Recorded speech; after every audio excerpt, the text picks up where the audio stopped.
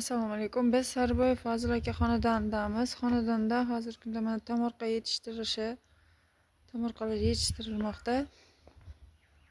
Xonadonda mana chorvachilik bo'yicha ham shug'ullaniladi. Chorva mollari boqiladi.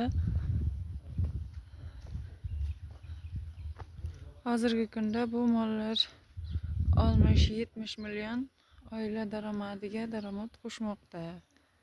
Chorva bilan Agrobank tomonidan chiqqan kreditlardan bu chorva mollari ajratilgan.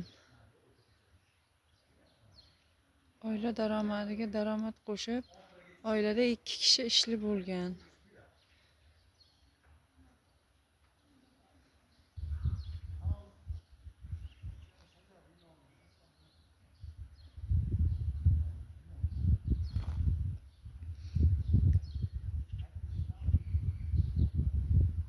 Namunali xonadonlarimizdan biri.